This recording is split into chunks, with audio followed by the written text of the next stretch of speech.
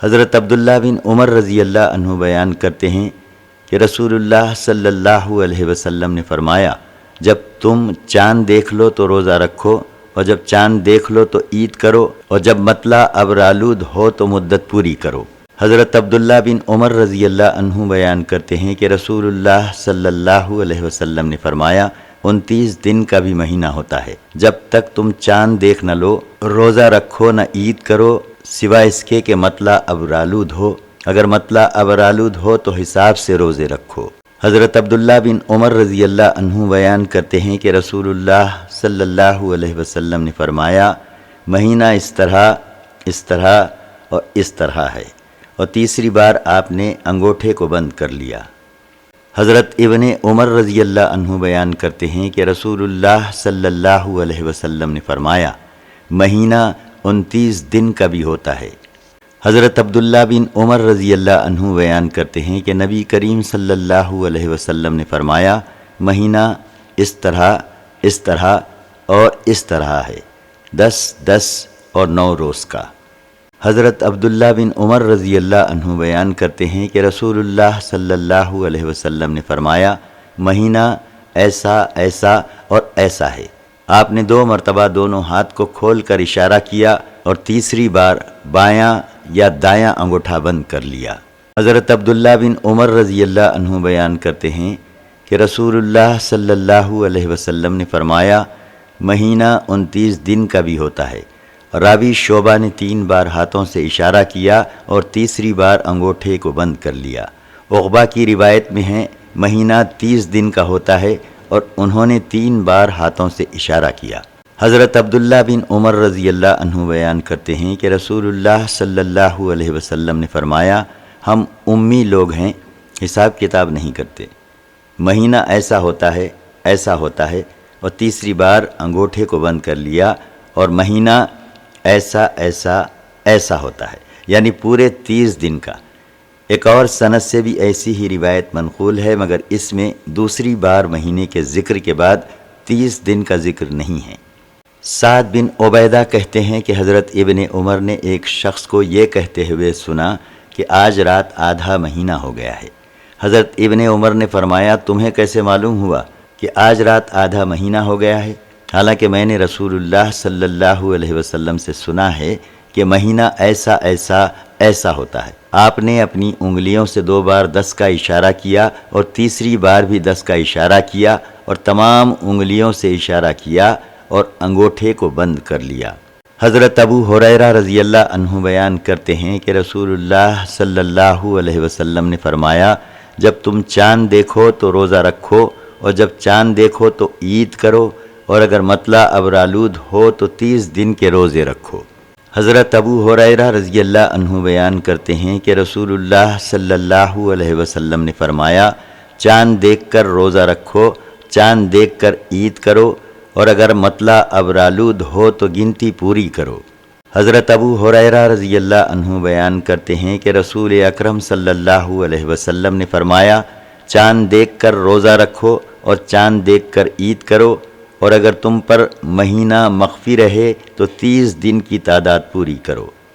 حضرت ابو ہریرہ رضی اللہ عنہ بیان کرتے ہیں کہ رسول اللہ صلی اللہ علیہ وسلم نے چاند کا تذکرہ کیا اور فرمایا، چاند دیکھ کر عید کرو، اور اگر مطلع ابرآلود ہو تو 30 کی گنتی پوری کرو۔ رمضان سے 1 یا 2 دن پہلے روزہ نہ رکھیں۔ حضرت ابو ہریرہ رضی اللہ عنہ بیان کرتے ہیں کہ رسول اللہ صلی اللہ علیہ وسلم نے فرمایا، رمضان سے 1 یا 2 دن پہلے روزہ نہ رکھو، ہاں جس آدمی کی عادت اس دن روزہ رکھنے کی ہو وہ رکھ سکتا ہے۔ ایک اور سند سے ایسی ہی روایت منقول ہے۔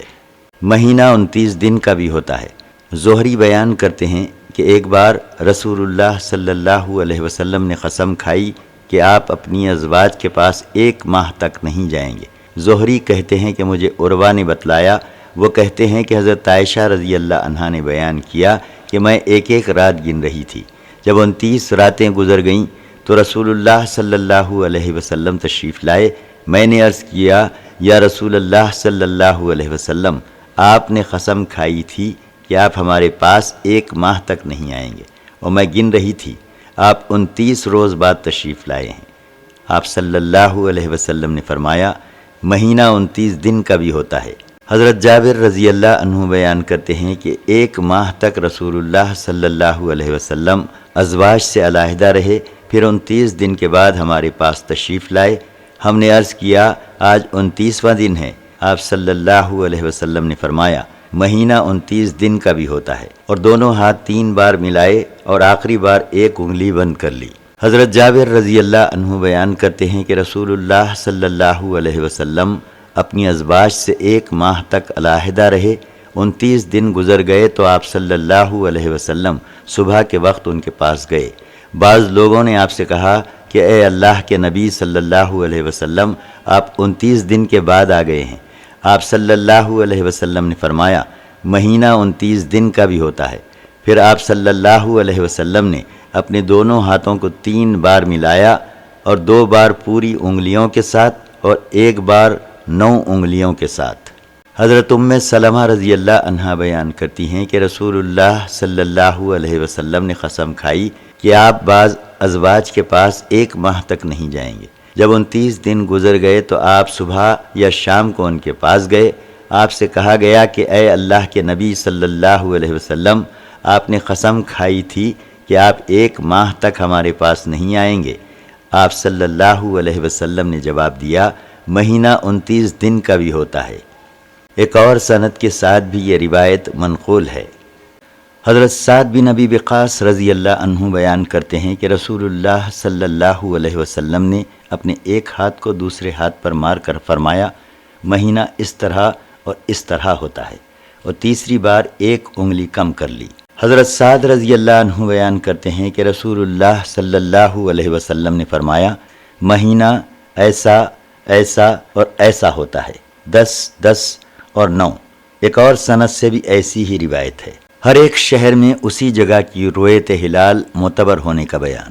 قریب بیان کرتے ہیں کہ حضرت ام فضل بنت حارث رضی اللہ عنہ نے انہیں حضرت امیر معاویہ کے پاس ملک شام میں بھیجا۔ قریب کہتے ہیں کہ میں ملک شام گیا اور ان کا کام انجام کو پہنچایا، اور شام ہی میں ہلال رمضان نمودار ہو گیا، اور میں نے جمعے کی شب چاند دیکھا۔ پھر رمضان کے آخر میں میں مدینہ منورہ آیا۔ جب چاند کا تذکرہ چھڑا تو حضرت عبداللہ بن عباس رضی اللہ عنہ نے مجھ سے دریافت کیا تم نے چاند کب دیکھا ہے؟ میں نے کہا ہم نے جمعے کی شب چاند دیکھا تھا۔ انہوں نے کہا تم نے خود چاند دیکھا تھا؟ میں نے کہا ہاں، اور لوگوں نے بھی چاند دیکھا، اور انہوں نے بھی روزہ رکھا، اور حضرت معاویہ رضی اللہ عنہ نے بھی روزہ رکھا۔ حضرت ابن عباس نے کہا لیکن ہم نے تو چاند ہفتے کی شب دیکھا ہے، اور ہم تو 30 روزے پورے کریں گے یا ہم چاند دیکھ لیں۔ میں نے کہا کیا آپ حضرت معاویہ رضی اللہ عنہ کے روزے رکھنے اور چاند دیکھنے کو کافی نہیں قرار دیتے؟ حضرت ابن عباس رضی اللہ عنہ نے کہا نہیں، رسول اللہ صلی اللہ علیہ وسلم نے ہمیں اسی طرح حکم دیا ہے۔ چاند کے چھوٹے بڑے ہونے کا اعتبار نہیں ہے۔ ابو البختری بیان کرتے ہیں کہ ہم عمرہ کے لیے گئے۔ جب ہم وادی بطن نخلا میں پہنچے تو ہم نے چاند دیکھنا شروع کیا۔ بعض لوگوں نے کہا یہ تیسری رات کا چاند ہے، بعض لوگوں نے کہا یہ دوسری کا چاند ہے۔ راوی کہتے ہیں کہ پھر ہماری حضرت ابن عباس رضی اللہ عنہ سے ملاقات ہوئی، اور ان سے ہم نے ذکر کیا کہ ہم نے چاند دیکھا ہے۔ بعض نے کہا یہ تیسری کا چاند ہے، اور بعض نے کہا دوسری رات کا چاند ہے۔ انہوں نے کہا کہ تم نے کس رات کو چاند دیکھا تھا؟ ہم نے کہا فلاں فلاں رات کو۔ انہوں نے کہا رسول اللہ صلی اللہ علیہ وسلم نے فرمایا اللہ تعالیٰ نے دیکھنے کے لیے اسے بڑھا دیا، وہ حقیقت میں اسی رات کا چاند ہے جس رات تم نے اسے دیکھا ہے۔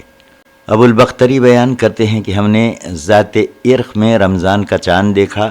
ہم نے حضرت ابن عباس کے پاس چاند کے بارے میں دریافت کرنے کے لیے ایک آدمی بھیجا تو حضرت ابن عباس نے کہا رسول اللہ صلی اللہ علیہ وسلم نے فرمایا اللہ تعالیٰ نے چاند کو دیکھنے کے لیے بڑھا دیا، اگر مطلع ابرآلود ہو تو گنتی یعنی 30 دن پوری کرو۔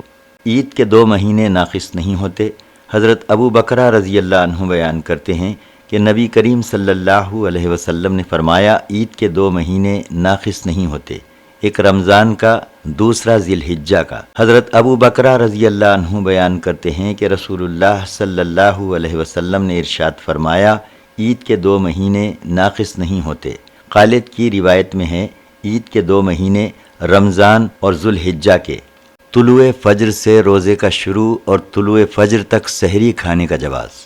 حضرت عدی بن حاتم رضی اللہ عنہ بیان کرتے ہیں کہ جب یہ آیت نازل ہوئی جس کا ترجمہ ہے اس وقت تک کھاتے پیتے رہو جب تک سفید دھاگا سیاہ دھاگے سے ممتاز نہ ہو جائے، یعنی فجر نہ ہو جائے، تو عدی نے حضور صلی اللہ علیہ وسلم سے عرض کیا، یا رسول اللہ صلی اللہ علیہ وسلم، میں نے اپنے تکیے کے نیچے سیاہ اور سفید رنگ کی 2 رسیاں رکھ لی ہیں اور ان کی وجہ سے میں رات اور دن میں امتیاز کر لیتا ہوں۔ رسول اللہ صلی اللہ علیہ وسلم نے فرمایا، تمہارا تکیہ بہت چوڑا ہے جس کے نیچے رات اور دن آ جاتے ہیں، کالے اور سفید دھاگے سے دن اور رات مراد ہیں۔ حضرت سہل بن سعد رضی اللہ عنہ بیان کرتے ہیں، جب یہ آیت نازل ہوئی جس کا ترجمہ ہے اس وقت تک کھاتے پیتے رہو جب تک سفید دھاگا سیاہ دھاگے سے ممتاز نہ ہو جائے، تو ایک صاحب سفید دھاگا اور کالا دھاگا لے لیتے اور اس وقت تک کھاتے رہتے جب تک ان میں فرق نہ ظاہر ہو جاتا، حتیٰ کہ اللہ تعالیٰ نے من الفجر کا لفظ نازل فرمایا اور بیان فرمایا کہ سیاہ اور سفید دھاگے سے مراد دن اور رات ہیں۔ حضرت سہل بن سعد رضی اللہ عنہ بیان کرتے ہیں کہ جب یہ آیت نازل ہوئی جس کا ترجمہ ہے اس وقت تک کھاتے پیتے رہو جب تک سفید دھاگا سیاہ دھاگے سے ممتاز نہ ہو، تو جب کوئی شخص روزہ رکھنے کا ارادہ کرتا تو وہ اپنے پیر میں 2 دھاگے باندھ لیتا، ایک سفید اور دوسرا سیاہ، اور اس وقت تک کھاتا رہتا جب تک اس پر ان کا فرق ظاہر نہ ہوتا۔ پھر اللہ تعالیٰ نے من الفجر کا لفظ نازل فرمایا، پھر معلوم ہوا کہ دھاگے سے مراد رات اور دن ہے۔ حضرت عبداللہ بن عمر رضی اللہ عنہ بیان کرتے ہیں کہ رسول اللہ صلی اللہ علیہ وسلم نے فرمایا، بلال رات کو ہی اذان دے دیتے ہیں، لہٰذا تم ابن ام مکتوم کی اذان تک کھاتے پیتے رہا کرو۔ حضرت عبداللہ بن عمر رضی اللہ عنہ بیان کرتے ہیں کہ رسول اللہ صلی اللہ علیہ وسلم نے فرمایا کہ بلال رات کے وقت اذان دیتے ہیں، تم عبداللہ بن ام مکتوم کی اذان تک کھاتے پیتے رہا کرو۔ حضرت عبداللہ بن عمر رضی اللہ عنہ بیان کرتے ہیں کہ رسول اللہ صلی اللہ علیہ وسلم کے 2 مؤذن تھے، بلال اور ابن ام مکتوم، جو نابینا تھے۔ رسول اللہ صلی اللہ علیہ وسلم نے فرمایا، بلال رات کو اذان دیتے ہیں، تم ابن ام مکتوم کے اذان دینے تک کھاتے پیتے رہو۔ راوی کہتے ہیں اور ان کے اذان دینے میں یہ فرق تھا کہ وہ اترتے تھے اور یہ چڑھتے تھے۔ ایک اور سند کے ساتھ ایسی ہی روایت حضرت عائشہ سے مروی ہے، ایک دیگر سند سے بھی حسب سابق روایت منقول ہے۔ حضرت ابن مسعود رضی اللہ عنہ بیان کرتے ہیں کہ رسول اللہ صلی اللہ علیہ وسلم نے فرمایا، بلال کی اذان کے سبب تم میں سے کوئی شخص سحری کھانے سے نہ رکے، کیونکہ وہ اس لیے اذان دیتے ہیں تاکہ نماز میں مشغول شخص سحری کھانے کے لیے چلا جائے اور سویا ہوا شخص بیدار ہو جائے، اور صبح وہ نہیں ہے جو اس طرح ہے۔ آپ نے ہاتھوں کو سیدھا کر کے اوپر کی جانب اشارہ کیا تھا اور فرمایا حتیٰ کہ اس طرح ہو جائے، اور آپ صلی اللہ علیہ وسلم نے انگلیوں کو کھول دیا۔ ایک اور سند سے بھی یہ روایت ہے، اس میں ہے کہ آپ صلی اللہ علیہ وسلم نے فرمایا، فجر وہ نہیں جو ایسی ہو۔ آپ نے سب انگلیوں کو ملا کر زمین کی طرف جھکایا اور فرمایا، فجر وہ ہے جو اس طرح ہو۔ انگشت شہادت کو انگشت شہادت پر رکھ کر دونوں ہاتھوں کو پھیلایا۔ ایک اور سند سے روایت ہے جس میں ہے، بلال کی اذان اس لیے ہوتی ہے کہ نماز پڑھنے والا رک جائے اور سونے والا بیدار ہو جائے۔ جریر کی روایت میں ہے، صبح ایسی نہیں ہے، یعنی چوڑائی میں ہے، لمبائی میں نہیں۔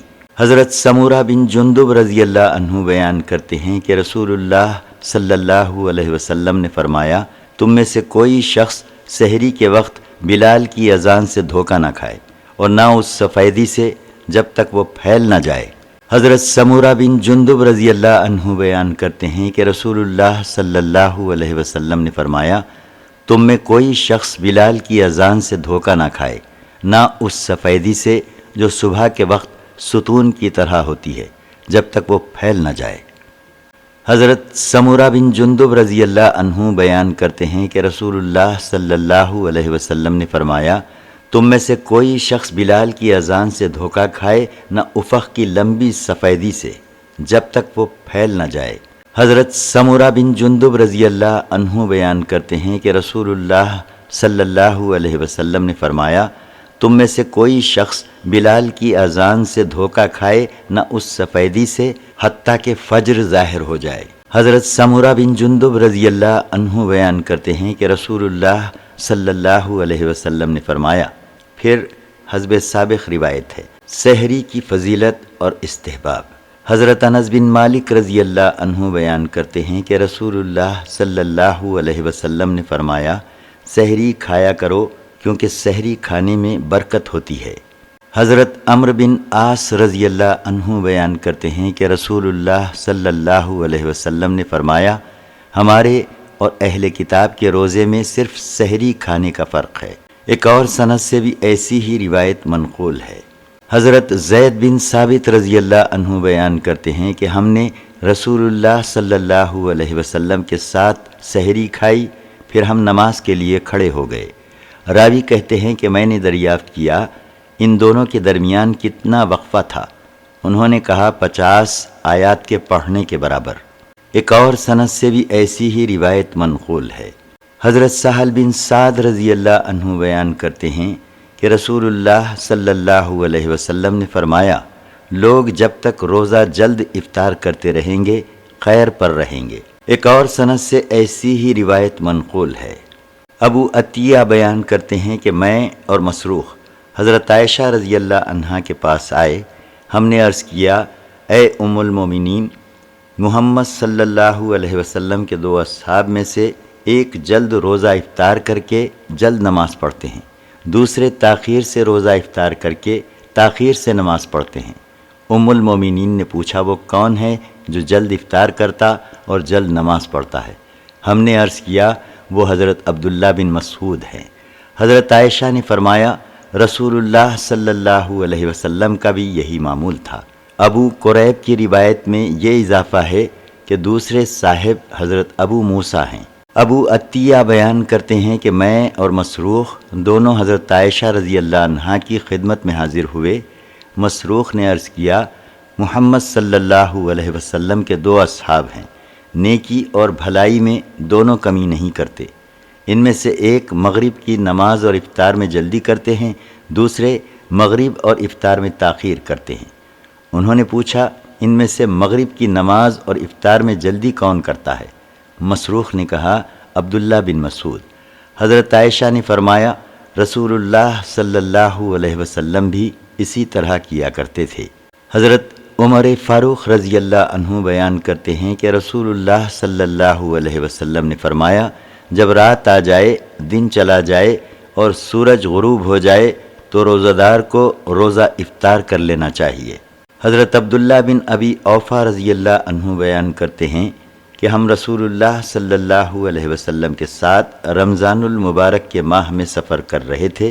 جب سورج غروب ہو گیا تو رسول اللہ صلی اللہ علیہ وسلم نے فرمایا، اے فلاں، اترو اور ہمارے لیے ستو گھولو۔ اس نے کہا، یا رسول اللہ صلی اللہ علیہ وسلم، ابھی تو دن ہے۔ آپ صلی اللہ علیہ وسلم نے فرمایا، اترو اور ہمارے لیے ستو گھولو۔ وہ اترے اور ستو گھول کر آپ صلی اللہ علیہ وسلم کی خدمت میں لائے۔ نبی کریم صلی اللہ علیہ وسلم نے ستو پیے، پھر آپ نے ہاتھ سے اشارہ کر کے فرمایا، جب سورج اس سمت میں ڈوب جائے اور رات اس سمت سے آ جائے تو روزہ دار کو روزہ کھول دینا چاہیے۔ حضرت عبداللہ بن ابی اوفا رضی اللہ عنہ بیان کرتے ہیں کہ ہم رسول اللہ صلی اللہ علیہ وسلم کے ساتھ ایک سفر میں تھے۔ جب سورج غروب ہو گیا تو آپ صلی اللہ علیہ وسلم نے ایک شخص سے فرمایا، اترو اور ہمارے لیے ستو گھولو۔ اس نے کہا، یا رسول اللہ صلی اللہ علیہ وسلم، اگر آپ شام ہونے دیں۔ آپ صلی اللہ علیہ وسلم نے فرمایا، اترو اور ہمارے لیے ستو گھولو۔ اس نے کہا، ابھی تو دن ہے۔ یہ کہہ کر وہ اترے اور ستو گھولے۔ آپ صلی اللہ علیہ وسلم ستو پیے اور آپ نے مشرق کی طرف اشارہ کر کے فرمایا، جب تم دیکھو کہ رات اس طرف سے آ گئی ہے تو روزہ دار کو روزہ افطار کر لینا چاہیے۔ حضرت عبداللہ بن ابی اوفا رضی اللہ عنہ بیان کرتے ہیں کہ ہم رسول اللہ صلی اللہ علیہ وسلم کے ساتھ ایک سفر میں تھے۔ آپ روزے سے تھے۔ جب سورج غروب ہو گیا تو آپ صلی اللہ علیہ وسلم نے فرمایا، اے فلاں، اتر کر ہمارے لیے ستو گھولو۔ بقیہ حدیث حسب سابق ہے۔ ایک اور سند سے بھی بعض الفاظ کی کمی سے یہ روایت منقول ہے۔ صوم وصال کی ممانعت۔ حضرت عبداللہ بن عمر رضی اللہ عنہ بیان کرتے ہیں کہ نبی کریم صلی اللہ علیہ وسلم نے وصال یعنی بغیر افطار کے روزے پر روزہ رکھنا منع فرمایا۔ صحابہ نے عرض کیا، آپ تو وصال کرتے ہیں، یعنی بغیر افطار کے روزے پر روزہ رکھتے ہیں؟ آپ صلی اللہ علیہ وسلم نے فرمایا، میں تمہاری مثل نہیں ہوں، مجھے تو کھلایا اور پلایا جاتا ہے۔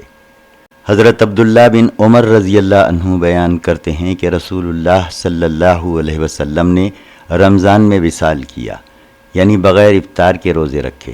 صحابہ نے بھی وصال شروع کر دیا۔ آپ صلی اللہ علیہ وسلم نے انہیں منع فرمایا۔ انہوں نے عرض کیا، آپ بھی تو وصال کے روزے رکھتے ہیں؟ آپ صلی اللہ علیہ وسلم نے فرمایا، میں تمہاری مثل نہیں ہوں، مجھے تو کھلایا اور پلایا جاتا ہے۔ ایک اور سند سے بھی ایسی ہی روایت ہے، لیکن اس میں رمضان کا ذکر نہیں ہے۔ حضرت ابو ہریرہ رضی اللہ عنہ بیان کرتے ہیں کہ رسول اللہ صلی اللہ علیہ وسلم نے وصال کے روزوں سے منع فرمایا۔ صحابہ میں سے ایک شخص نے عرض کیا، یا رسول اللہ صلی اللہ علیہ وسلم، آپ بھی تو متصلاً روزے رکھتے ہیں۔ رسول اللہ صلی اللہ علیہ وسلم نے فرمایا، تم میں مجھ جیسا کون ہے؟ میں اس حال میں رات گزارتا ہوں کہ میرا رب مجھے کھلاتا اور پلاتا ہے۔ جب اس کے باوجود صحابہ وصال سے نہیں رکے تو آپ صلی اللہ علیہ وسلم نے ان کے ساتھ ایک دن بغیر افطار کے روزہ رکھا، پھر دوسرے دن بغیر افطار کے روزہ رکھا، پھر تیسرے دن اسی طرح روزہ رکھا۔ پھر انہوں نے چاند دیکھ لیا۔ آپ صلی اللہ علیہ وسلم نے فرمایا، اگر چاند ابھی نظر نہ آتا تو میں اور زیادہ وصال کرتا۔ گویا کہ آپ صلی اللہ علیہ وسلم نے ان کے باز نہ آنے پر اظہار ناراضگی فرمایا۔ حضرت ابو ہریرہ رضی اللہ عنہ بیان کرتے ہیں کہ رسول اکرم صلی اللہ علیہ وسلم نے فرمایا، وصال کے روزے نہ رکھو۔ صحابہ نے عرض کیا، یا رسول اللہ صلی اللہ علیہ وسلم، آپ تو وصال کے روزے رکھتے ہیں۔ آپ صلی اللہ علیہ وسلم نے فرمایا، تم اس معاملے میں مجھ ایسے نہیں ہو، میں اس حال میں رات گزارتا ہوں کہ میرا رب مجھے کھلاتا اور پلاتا ہے۔ تم وہ کام کیا کرو جو آسانی سے کر سکو۔ حضرت ابو ہریرہ رضی اللہ عنہ حسب سابق روایت کرتے ہیں، اور اس میں یہ ہے کہ جس کام کی تمہیں طاقت ہو وہی کیا کرو۔ ایک اور سند سے بھی حضرت ابو ہریرہ سے مثل سابق روایت ہے۔ حضرت انس رضی اللہ عنہ بیان کرتے ہیں کہ ایک مرتبہ رمضان میں رسول اکرم صلی اللہ علیہ وسلم نماز پڑھ رہے تھے، میں آ کر آپ کے پہلو میں کھڑا ہو گیا۔ ایک اور شخص آیا اور وہ بھی آ کر کھڑا ہو گیا، حتیٰ کہ ہماری ایک جماعت ہو گئی۔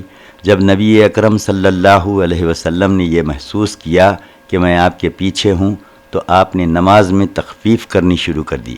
پھر آپ گھر تشریف لے گئے اور ایسی نماز پڑھی جیسی آپ ہمارے ساتھ نہیں پڑھتے تھے۔ جب صبح ہوئی تو ہم نے آپ سے عرض کیا، کیا آپ کو رات ہمارا پتہ چل گیا تھا؟ آپ نے فرمایا، ہاں، اسی وجہ سے میں نے وہ سب کیا جو کیا تھا۔ حضرت انس نے کہا، پھر رسول اکرم صلی اللہ علیہ وسلم نے صوم وصال رکھنے شروع کر دیے، اور وہ مہینے کا آخر تھا۔ بعض صحابہ نے بھی صوم وصال رکھنے شروع کر دیے۔ نبی کریم صلی اللہ علیہ وسلم نے فرمایا، یہ لوگ صوم وصال کیوں رکھ رہے ہیں؟ تم لوگ میری مثل نہیں ہو۔ سنو، خدا کی قسم، اگر یہ مہینہ لمبا ہوتا تو میں اس قدر صوم وصال رکھتا کہ یہ ضدی لوگ اپنی ضد چھوڑ دیتے۔ حضرت انس رضی اللہ عنہ بیان کرتے ہیں کہ رسول اللہ صلی اللہ علیہ وسلم نے ماہ رمضان کے آخر میں صوم وصال رکھے۔ بعض صحابہ نے بھی صوم وصال رکھنے شروع کر دیے۔ جب نبی کریم صلی اللہ علیہ وسلم کو اس کی اطلاع ہوئی تو آپ نے فرمایا، اگر یہ مہینہ لمبا ہوتا تو میں اس قدر وصلی روزے رکھتا کہ ضد کرنے والے اپنی ضد چھوڑ دیتے۔ آپ نے فرمایا، لا ریب، تم میری مثل نہیں ہو، یا فرمایا، لا ریب، میں تمہاری مثل نہیں ہوں، میں اس حال میں رات گزارتا ہوں کہ میرا رب مجھے کھلاتا اور پلاتا ہے۔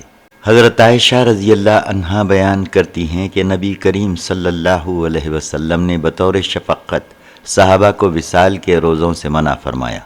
صحابہ نے عرض کیا، آپ بھی تو وصال کرتے ہیں؟ آپ صلی اللہ علیہ وسلم نے فرمایا، میں تمہاری مثل نہیں ہوں، مجھے میرا رب کھلاتا اور پلاتا ہے۔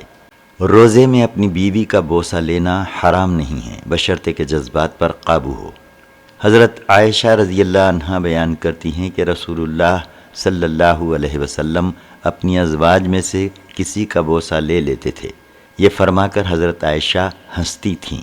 سفیان کہتے ہیں کہ میں نے عبد الرحمن بن قاسم سے پوچھا، کیا تمہارے والد حضرت عائشہ رضی اللہ عنہا کی یہ حدیث روایت کرتے ہیں کہ نبی کریم صلی اللہ علیہ وسلم روزے میں ان کا بوسہ لیا کرتے تھے؟ عبد الرحمن کچھ دیر چپ رہے، پھر کہا ہاں۔ حضرت عائشہ رضی اللہ عنہا بیان کرتی ہیں کہ رسول اللہ صلی اللہ علیہ وسلم روزے میں میرا بوسہ لے لیتے تھے، اور رسول اللہ صلی اللہ علیہ وسلم کو جس طرح اپنے جذبات پر قابو تھا، تم میں کون شخص اس طرح اپنے جذبات کو کنٹرول کر سکتا ہے؟ حضرت عائشہ رضی اللہ عنہا بیان کرتی ہیں کہ رسول اللہ صلی اللہ علیہ وسلم روزے میں اپنی ازواج کا بوسہ لیتے اور روزے میں کسی زوجہ کو چمٹا لیتے، لیکن حضور صلی اللہ علیہ وسلم تم سب سے زیادہ اپنے جذبات پر قابو رکھنے والے تھے۔ حضرت عائشہ رضی اللہ عنہا بیان کرتی ہیں کہ رسول اللہ صلی اللہ علیہ وسلم روزے میں اپنی کسی زوجہ کا بوسہ لے لیا کرتے تھے، اور حضور تم سب سے زیادہ اپنے جذبات پر قابو رکھنے والے تھے۔ حضرت عائشہ رضی اللہ عنہا بیان کرتی ہیں کہ رسول اللہ صلی اللہ علیہ وسلم روزے میں اپنی کسی زوجہ کو چمٹا لیتے تھے۔ اسود کہتے ہیں میں اور مسروق حضرت عائشہ رضی اللہ عنہا کی خدمت میں حاضر ہوئے اور آپ سے استفسار کیا، کیا رسول اللہ صلی اللہ علیہ وسلم روزے میں کسی زوجہ کو چمٹا لیتے تھے؟ فرمایا ہاں، لیکن حضور تم سب سے زیادہ اپنے جذبات پر قابو رکھنے والے تھے۔ یا فرمایا تم میں سے کون آپ کی طرح جذبات پر قابو رکھنے والا ہے؟ ایک اور سند سے حسب سابق روایت ہے۔ حضرت عائشہ رضی اللہ عنہا بیان کرتی ہیں کہ رسول اللہ صلی اللہ علیہ وسلم روزے میں ان کا بوسہ لے لیا کرتے تھے۔ ایک اور سند کے ساتھ حسب سابق روایت ہے۔ حضرت عائشہ رضی اللہ عنہا بیان کرتی ہیں کہ رسول اللہ صلی اللہ علیہ وسلم روزے کے مہینے میں بوسہ لے لیا کرتے تھے۔ حضرت عائشہ رضی اللہ عنہا بیان کرتی ہیں کہ رسول اللہ صلی اللہ علیہ وسلم رمضان میں روزے میں بوسہ لے لیا کرتے تھے۔ حضرت عائشہ رضی اللہ عنہا بیان کرتی ہیں کہ رسول اللہ صلی اللہ علیہ وسلم روزے میں بوسہ لے لیا کرتے تھے۔ حضرت حفصہ رضی اللہ عنہا بیان کرتی ہیں کہ رسول اللہ صلی اللہ علیہ وسلم روزے میں بوسہ لے لیا کرتے تھے۔ ایک اور سند سے بھی حضرت حفصہ رضی اللہ عنہا کی حسب سابق روایت ہے۔ حضرت عمرو بن ابی سلمہ رضی اللہ عنہ بیان کرتے ہیں کہ انہوں نے رسول اللہ صلی اللہ علیہ وسلم سے پوچھا، کیا روزہ دار بوسہ لے سکتا ہے؟ رسول اللہ صلی اللہ علیہ وسلم نے فرمایا، یہ مسئلہ ام سلمہ رضی اللہ عنہا سے پوچھو۔ حضرت ام سلمہ رضی اللہ عنہا نے انہیں بتایا کہ رسول اللہ صلی اللہ علیہ وسلم ایسا کرتے ہیں۔ انہوں نے عرض کیا، یا رسول اللہ صلی اللہ علیہ وسلم، اللہ تعالیٰ نے تو آپ کے اگلے پچھلے ذنب کی مغفرت کر دی ہے۔ رسول اللہ صلی اللہ علیہ وسلم نے ان سے فرمایا، سنو، خدا کی قسم میں تم سب سے زیادہ اللہ سے ڈرنے والا ہوں۔ حالت جنابت میں اگر فجر ہو جائے تو روزہ صحیح ہے۔ ابو بکر کہتے ہیں کہ حضرت ابو ہریرہ رضی اللہ عنہ اپنی روایات میں بیان کرتے ہیں کہ جو شخص جنبی حالت میں صبح اٹھے وہ روزہ نہ رکھے۔ میں نے اس کا اپنے والد عبد الرحمن بن حارث سے ذکر کیا، انہوں نے اس کا انکار کیا۔ پھر میں اور عبد الرحمن حضرت عائشہ اور ام سلمہ رضی اللہ عنہا کے پاس گئے۔ عبد الرحمن نے ان سے یہ مسئلہ پوچھا۔ ان دونوں نے فرمایا، نبی کریم صلی اللہ علیہ وسلم بغیر احتلام کے حال جنابت میں صبح اٹھتے اور روزے کی نیت کر لیتے تھے۔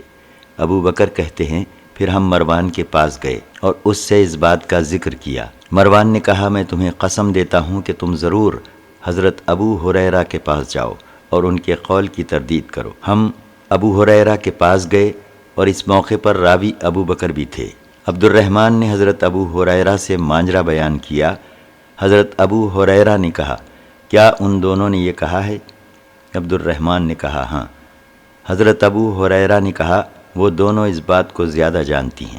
پھر حضرت ابو ہریرہ رضی اللہ عنہ نے کہا، میں نے یہ قول فضل بن عباس رضی اللہ عنہ سے سنا تھا، نبی کریم صلی اللہ علیہ وسلم سے نہیں سنا تھا۔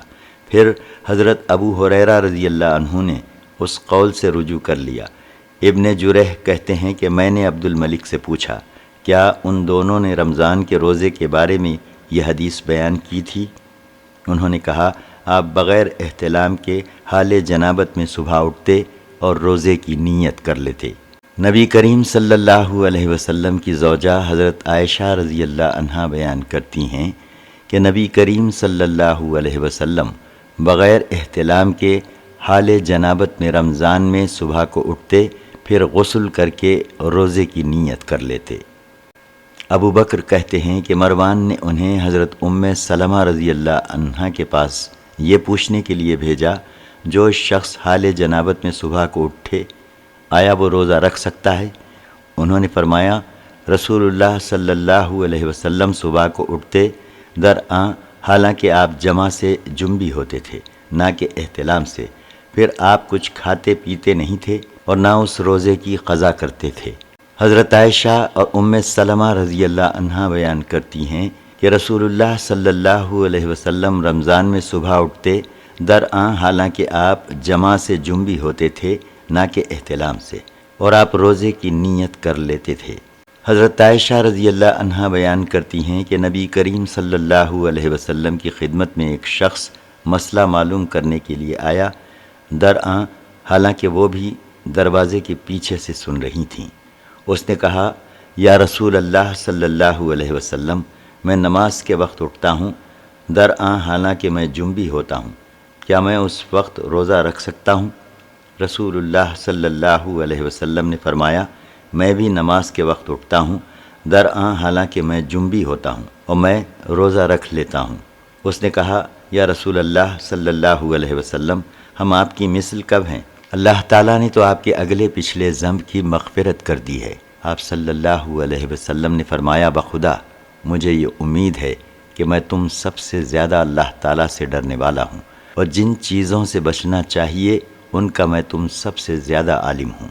سلیمان بن یسار کہتے ہیں کہ انہوں نے حضرت ام سلمہ رضی اللہ عنہا سے پوچھا کہ کیا وہ شخص روزہ رکھ سکتا ہے جو حالت جنابت میں صبح اٹھے؟ حضرت ام سلمہ رضی اللہ عنہا نے فرمایا، رسول اللہ صلی اللہ علیہ وسلم بغیر احتلام کے حال جنابت میں صبح اٹھتے اور پھر روزہ رکھ لیتے تھے۔ روزے میں عمل ازواج کی حرمت اور کفارے کا وجوب۔ حضرت ابو ہریرہ رضی اللہ عنہ بیان کرتے ہیں کہ رسول اللہ صلی اللہ علیہ وسلم کی خدمت میں ایک شخص نے آ کر عرض کیا، یا رسول اللہ صلی اللہ علیہ وسلم، میں ہلاک ہو گیا۔ آپ صلی اللہ علیہ وسلم نے فرمایا، تجھے کس چیز نے ہلاک کیا؟ اس نے کہا، میں نے اپنی بیوی کے ساتھ رمضان میں عمل ازواج کر لیا۔ آپ صلی اللہ علیہ وسلم نے فرمایا، کیا تو ایک غلام آزاد کر سکتا ہے؟ اس نے کہا نہیں۔ آپ نے فرمایا، کیا تو متواتر 2 روزے رکھ سکتا ہے؟ اس نے کہا نہیں۔ آپ نے فرمایا، کیا تو 60 مسکینوں کو کھانا کھلا سکتا ہے؟ اس نے کہا نہیں۔ حضرت ابو ہریرہ کہتے ہیں پھر وہ بیٹھ گیا۔ اسی اثنا میں نبی کریم صلی اللہ علیہ وسلم کے پاس کھجوروں کا ایک ٹوکرا آیا۔ آپ صلی اللہ علیہ وسلم نے اس سے فرمایا، اس کو صدقہ کر دو۔ اس نے کہا، مجھ سے زیادہ کوئی ضرورت مند ہے؟ مدینہ کے دونوں کناروں کے درمیان کوئی گھر مجھ سے زیادہ محتاج نہیں ہے۔ نبی کریم صلی اللہ علیہ وسلم کھلکھلا کر ہنس پڑے، حتیٰ کہ آپ صلی اللہ علیہ وسلم کی مبارک داڑھیں ظاہر ہو گئیں۔ پھر آپ صلی اللہ علیہ وسلم نے فرمایا، جاؤ، جا کر اپنے گھر والوں کو کھلاؤ۔ ایک اور سند سے یہ روایت ہے، اس میں کھجوروں کے ٹوکرے کا ذکر ہے، اور یہ نہیں ہے کہ آپ کھلکھلا کر ہنسے اور آپ کی مبارک داڑھیں دکھائی دینے لگیں۔ حضرت ابو ہریرہ رضی اللہ عنہ بیان کرتے ہیں کہ ایک شخص نے رمضان میں دن کے وقت اپنی بیوی سے عمل ازواج کر لیا۔ پھر رسول اللہ صلی اللہ علیہ وسلم سے اس سلسلے میں مسئلہ دریافت کیا۔ آپ صلی اللہ علیہ وسلم نے فرمایا، کیا تم غلام آزاد کر سکتے ہو؟ اس نے کہا نہیں۔ آپ نے فرمایا، 2 ماہ کے روزے رکھ سکتے ہو؟ اس نے کہا نہیں۔ آپ نے فرمایا، 60 مسکینوں کو کھانا کھلا دو۔ ایک اور سند سے مروی ہے، ایک شخص نے رمضان میں روزہ توڑ لیا۔ رسول اللہ صلی اللہ علیہ وسلم نے اسے کفارے کا حکم دیا کہ ایک غلام آزاد کرے، باقی حسب سابق روایت ہے۔ حضرت ابو ہریرہ رضی اللہ عنہ بیان کرتے ہیں کہ ایک شخص نے رمضان میں روزہ توڑ لیا۔ نبی کریم صلی اللہ علیہ وسلم نے اسے حکم دیا کہ وہ ایک غلام آزاد کرے یا 2 ماہ کے روزے رکھے یا 60 مسکینوں کو کھانا کھلائے۔ ایک اور سند سے بھی حسب سابق روایت ہے۔ حضرت عائشہ رضی اللہ عنہا بیان کرتی ہیں کہ ایک شخص نے رسول اللہ صلی اللہ علیہ وسلم کی خدمت میں حاضر ہو کر عرض کیا، میں تو جل گیا۔ رسول اللہ صلی اللہ علیہ وسلم نے فرمایا، کیوں کر؟ اس نے کہا، میں نے رمضان میں دن کے وقت اپنی بیوی سے عمل ازواج کر لیا۔ آپ صلی اللہ علیہ وسلم نے فرمایا، صدقہ کرو، صدقہ کرو۔ اس نے کہا، میرے پاس تو کچھ نہیں ہے۔ آپ نے اسے حکم دیا کہ بیٹھ جائیے۔ اسی اثنا میں آپ کے پاس کھانے کے 2 ٹوکرے آئے۔ آپ نے اس کو حکم دیا کہ ان کو صدقہ کر دے۔ حضرت عائشہ رضی اللہ عنہا بیان کرتی ہیں کہ رسول اللہ صلی اللہ علیہ وسلم کے پاس ایک شخص آیا، پھر وہی حدیث ہے لیکن اس میں دن کے وقت کا اور صدقہ دینے کے حکم کا ذکر نہیں ہے۔ نبی کریم صلی اللہ علیہ وسلم کی زوجہ حضرت عائشہ رضی اللہ عنہا بیان کرتی ہیں کہ ایک شخص نبی اکرم صلی اللہ علیہ وسلم کے پاس مسجد میں حاضر ہوا اور آ کر عرض کیا، یا رسول اللہ صلی اللہ علیہ وسلم، میں جل گیا۔ رسول اللہ صلی اللہ علیہ وسلم نے اس سے پوچھا، کیا ہوا؟ اس نے کہا، میں نے اپنی بیوی سے عمل ازواج کر لیا۔ آپ نے فرمایا، صدقہ کرو۔ اس نے کہا، یا نبی اللہ، میرے پاس تو کچھ نہیں ہے اور نہ میں اس پر قادر ہوں۔ آپ نے فرمایا، بیٹھ جا۔ وہ بیٹھ گیا۔ ابھی وہ بیٹھا ہوا تھا کہ ایک شخص دراز گوش ہانکتا ہوا لایا جس پر کھانا لدا ہوا تھا۔ رسول اللہ صلی اللہ علیہ وسلم نے فرمایا، وہ جلنے والا کہاں گیا؟ وہ شخص کھڑا ہو گیا۔ رسول اللہ صلی اللہ علیہ وسلم نے فرمایا، اس کو صدقہ کر دو۔ اس نے کہا، یا رسول اللہ صلی اللہ علیہ وسلم، ہمارے علاوہ بخدا ہم بھوکے ہیں، ہمارے پاس کچھ نہیں۔ آپ صلی اللہ علیہ وسلم نے فرمایا، تو تم ہی کھا لو۔ حضرت ابن عباس رضی اللہ عنہ بیان کرتے ہیں کہ رسول اللہ صلی اللہ علیہ وسلم فتح مکہ کے سال رمضان میں سفر پر گئے۔ جب مقام قدید پر پہنچے تو آپ نے روزہ کھول لیا اور صحابہ کرام آپ کے ہر نئے سے نئے حکم کی پیروی کرتے تھے۔ ایک اور سند سے بھی یہ حدیث مروی ہے۔ سفیان کہتے ہیں کہ میں نہیں جانتا کہ یہ قول کس کا ہے کہ نبی اکرم صلی اللہ علیہ وسلم کے آخری قول پر عمل کیا جاتا تھا۔